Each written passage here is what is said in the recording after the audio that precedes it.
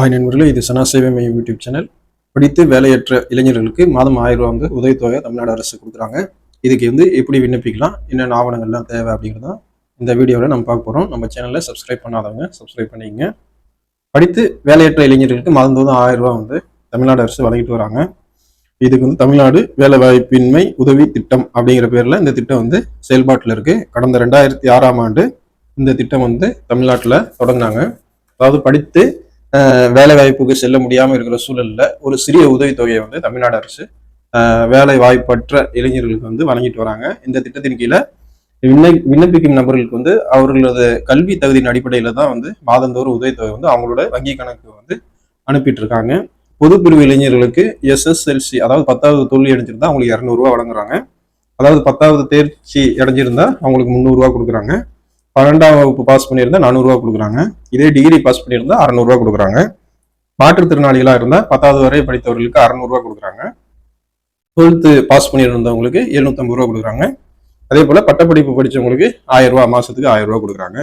இதுக்கு என்ன தகுதிகள் தேவை அப்படின்னா, விண்ணப்பதாரர் தமிழ்நாட்டில் இருக்கக்கூடியவரா வசிப்பவரா இருக்குன்னு, ஆண்டு வருமானம் 72,000 ரூபாய்க்கு அதிகமா இருக்கக்கூடாது.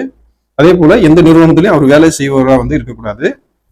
அதே போல எந்த நிறுவனத்திலும் மாணவராகவும் இருக்கக்கூடாது, அதாவது படிச்சுட்டு அவருக்கு இருக்கக்கூடாது, எந்த வேலையிலும் இருக்கக்கூடாது. அது அந்த மாதிரி சூழல்ல இருக்கவங்களுக்கு இந்த திட்டத்தில் விண்ணப்பிச்சு இந்த உதவித்தொகையை நீங்க வாங்கிக்கலாம். வயது வரம்பு பாத்தீங்கன்னா, பொது வேட்பாளருக்கு 40 ஆண்டுகள் வரை நீங்க அப்ளை பண்ணி வாங்கிக்கலாம். இதே பட்டியல் சமூக மக்களாக இருந்தால் 45 வயசு வரையும் நீங்க அப்ளை பண்ணி வாங்கிக்கலாம். இதுக்கு 5 ஆண்டுகள் வேலைவாய்ப்பு அலுவலகத்தில் நீங்க பதிவு செஞ்சிருக்கணும். 5 வருஷத்துக்கு முன்னாடி நீங்க பதிவு செஞ்சு இன்னும் உங்களுக்கு வேலை கிடைக்கல அப்படின்னா அந்த திட்டத்தில் நீங்க விண்ணப்பிக்கலாம்.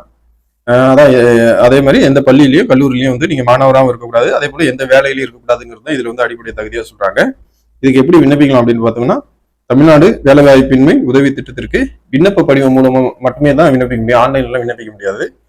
விண்ணப்பதாரர் தனது மாவட்டத்தில் இருக்கக்கூடிய வேலைவாய்ப்பு பரிமாற்ற மையத்துல இந்த விண்ணப்ப படிவத்தை நீங்க வாங்கிக்கிட்டு அதுக்கு தேவையான சான்றுகளை நீங்க எடுத்துக்கிட்டு மாவட்ட வேலைவாய்ப்பு அலுவலகத்துல சமர்ப்பிக்க வேண்டும் அப்படின்னு சொல்லியிருக்காங்க.